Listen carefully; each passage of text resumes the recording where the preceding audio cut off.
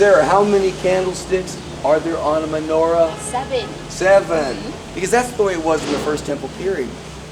Today, you'll see some that have 8 and one in the middle. You could say 9. Okay. One in the middle to light the others, which is related to Hanukkah. Oh, I see. To Hanukkah.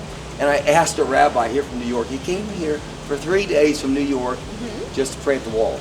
Oh, So wow. he flew here, was down there and just pray all day, and then fly back to New York. But I asked him about the menorah that's on the top of a building right there on the side of the Western Wall Plaza. And that's anathema. He hated it.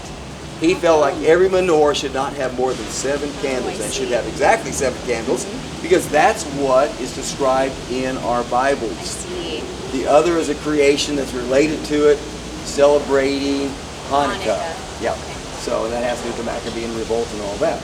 Now, we can't see this today because it's gone. I don't know where it is. I've seen it at different places. Some years it's down in the Cardo area. Some years it's been up here. And right now, construction's going on, so we can't see it. But we'll see it again someday. It looks huge. It is huge, and it's gold. It'd be worth millions and millions of dollars today. So why did they make a menorah? And it is huge. It's probably 6 feet tall, something like that. 7 feet tall, maybe. So it's large. But why would they be making a menorah? Here it is. There is a place called the Temple Institute. The Temple Institute today. And at the Temple Institute, they believe that they need to get everything ready for the Messiah to come. Remember, the Hasidic Jews pray every day that the Messiah will come soon. Maimonides said this is important. You get ready and you pray for the Messiah to come. And so they're preparing the priestly garments, the table of showbread, the menorah. They're getting it all ready.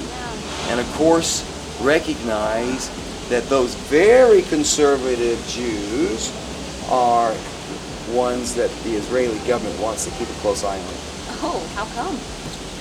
Because one of the things that they teach is you can't have the Dome of the Rock up on the Temple Mount.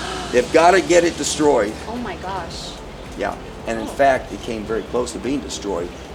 A police officer, it's one of these thank you Lord things, because he had a bazooka in his car, in his Jew, and he was planning to blow it up from the Mount of Olives, and fortunately he got stopped, and the officer got suspicious, and they checked, and this guy had a bazooka, and that was the plan. That would have started a war, probably. It would have started a war, likely. Oh my gosh. Yeah. So you can see why there's real concern.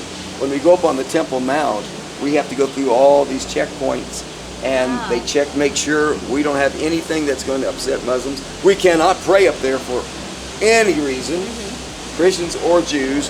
No prayers on the Temple Mount because the Muslims are in control, and that will really upset folks. And so, yeah, we're in a world in which there's lots of tensions. Yeah, for sure. Lots of tensions. Everywhere you look, here's a picture of the Dome of the Rock, and someone's put some kind of something on there. Someone else has X'd it out. No, it's like that here. Oh my gosh. It's only when Jesus comes that we're really going to have peace. Okay, Sarah, we found where they put our menorah. Yeah.